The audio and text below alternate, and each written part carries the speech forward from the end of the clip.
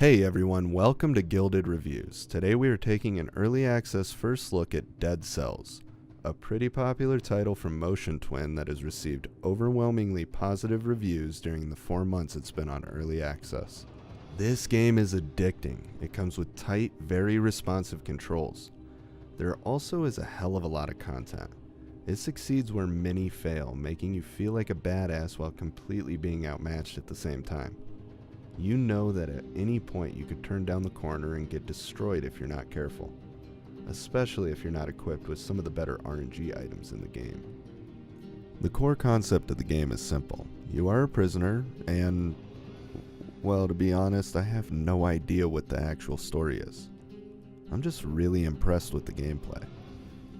The game has two basic mechanics. The first one is that you get a new body every time you die, making you have to re-level that body.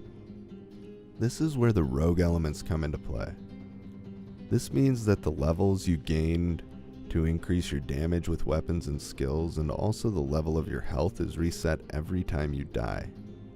You increase these stats along your journey by finding scrolls that currently seem to be housed in some kind of cloning tanks.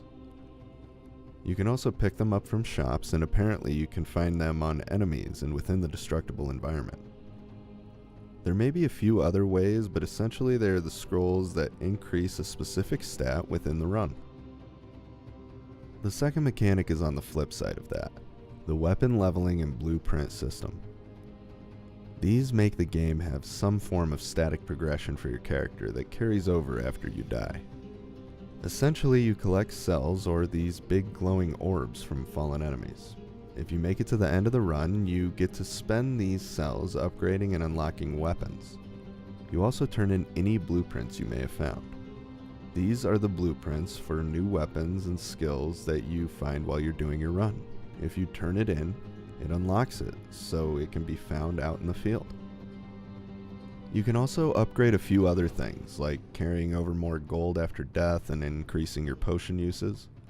It's a pretty nice system that keeps people coming back for more. They equip you with tight and responsive controls, making sure you understand it was your fault, not the game's, that you died. You have a jump with a double jump mechanic, and man, I do love double jump. There's also a roll mechanic that allows you to slide past enemies. You come equipped with a main weapon, secondary weapon, and 2 skills that can be activated. The skills have cooldowns, while the weapons do not. You also have the ability to slam down while jumping, causing an AoE effect in your area. This is really another area the game shines. Everything is smooth and runs flawless. In a game like this, controls are extremely important, and I have 0 complaints. The game handles very well. At first glance, I thought there wasn't going to be enough to engage me on the field with only a few attacks like that, but honestly it's plenty. A lot of the time you'll forget to use your skills, remembering on the off chance like, oh yeah, I could freeze him. But honestly, most of the time you're trying to dodge attacks and get in a few hits with your sword while using your skills on cooldown. It works. The sheer amount of concentration you put into staying alive makes you sometimes forget all the ways you have to kill enemies. With their most recent update, they added a daily challenge. This is a fixed level with identical loot that everyone can race through and compete for top spot on the leaderboard. This game is always growing, and the developers are constantly adding more content for their player base.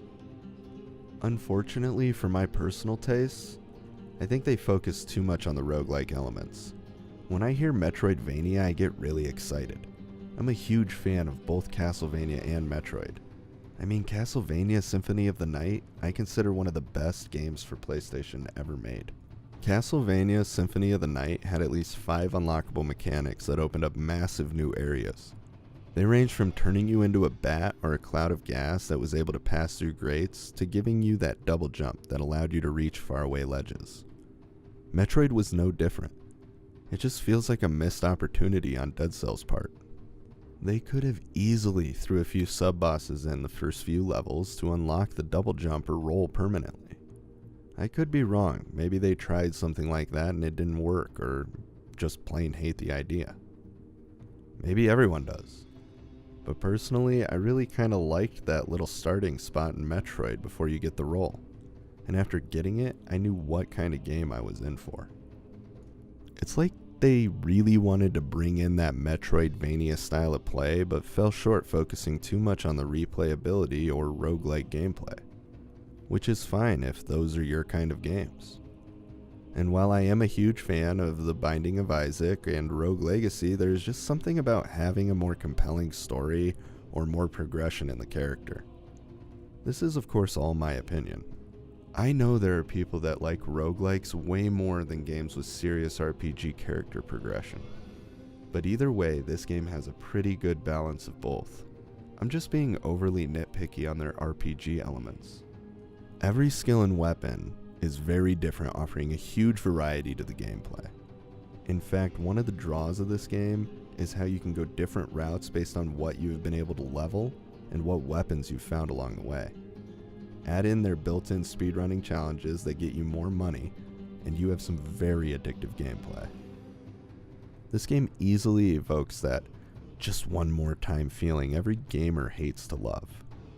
Every turn, every chest, every enemy has the potential to be that upgrade that you need to get further than you've ever gotten before. That feeling is significantly increased by the skill needed to complete each stage. Dead Cells attempts to combine aspects from Castlevania and the Souls franchise into its combat.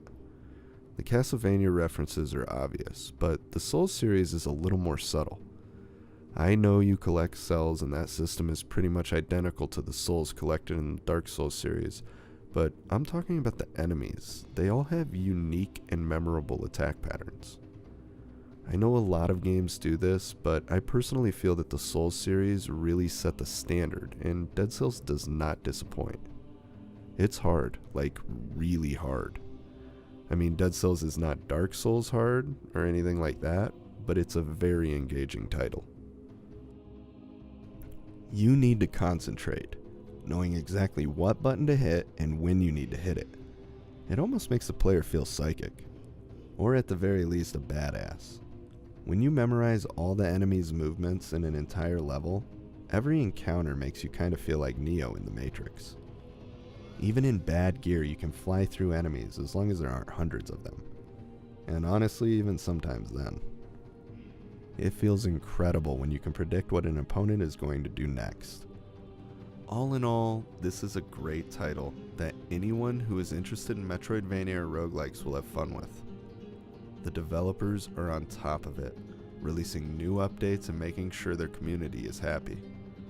Some of the more die-hard Metroidvania or Souls fans may not agree with all the tags, but most I think will find them acceptable.